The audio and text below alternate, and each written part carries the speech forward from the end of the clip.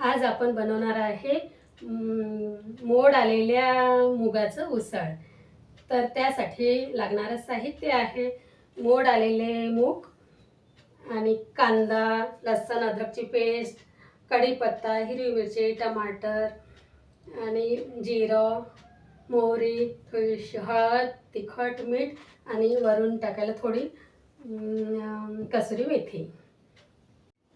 मोड आलेल्या मुगामध्ये vitamin C असते, तर त्यामुळे केस छान लांब होतात आणि आठवड्यातून 2दा त्यामुळे केस लांब होतात, दाटसर होतात। हे मोड आलेल्या कडधान्यामुळे चेहऱ्यावरील सुरकुत्या कमी होतात आणि बीपी शुगरवाल्यांसाठी तर हे औषधी सारखं काम करतात। चला तर मग आता आपण उसळ करूया। आज आपण बनवणार आहे मुगाचं उसळ।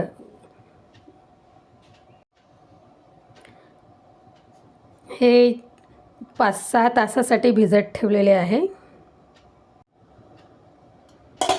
5-6 तास पूर्णपणे पाणी चाळणीतून काढून घेतलं आणि डब्यामध्ये असं पॅक ठेवून दिलं आहे। चला तर मग काल जे आपण बांधून ठेवले ते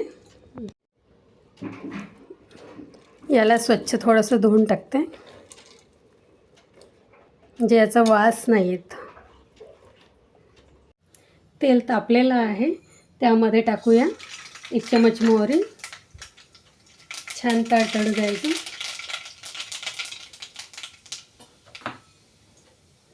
त्यामध्ये टाकूया जिरं,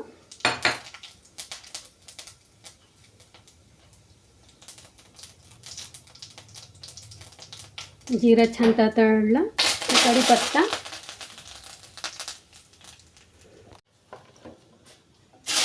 कांदा,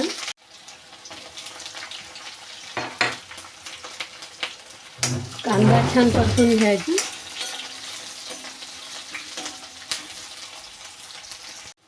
लसूण अद्रकची पेस्ट छान परतून घ्यायचं।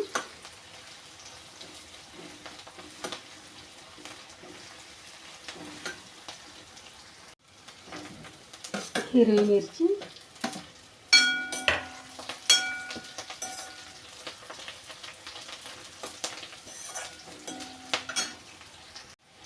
हळद,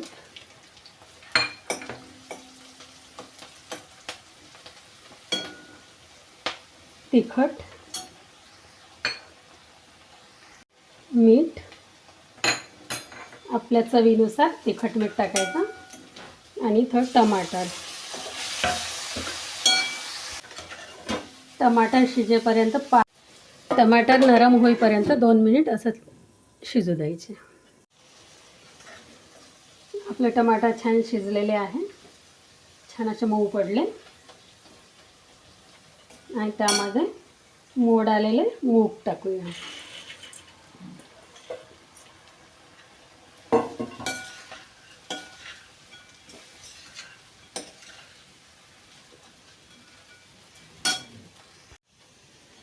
याला जास्त वेळ शिजू नाही द्यायचं, थोडा वेळ शिजू द्यायचं। त्यामध्ये थोडीशी टाकूया कसुरी मेथी,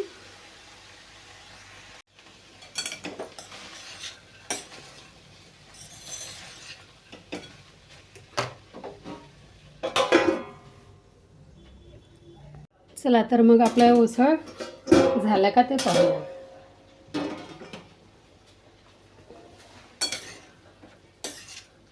उसळ झालेला आहे,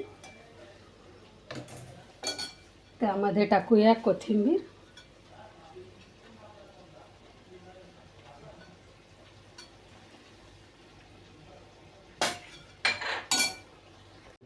आणि छान मिक्स करून आता हे उसळ एका डिशमध्ये काढून ठेवून देऊया। गॅस बंद। चला तर मग टेस्ट करून पाहते कसं झालं आहे तर।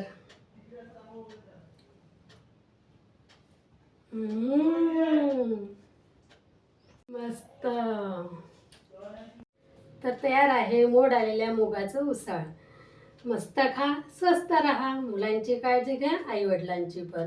आणि हा व्हिडिओ आवडल्यास लाईक करा, शेअर करा आणि सबस्क्राईब करायला विसरू नका. धन्यवाद.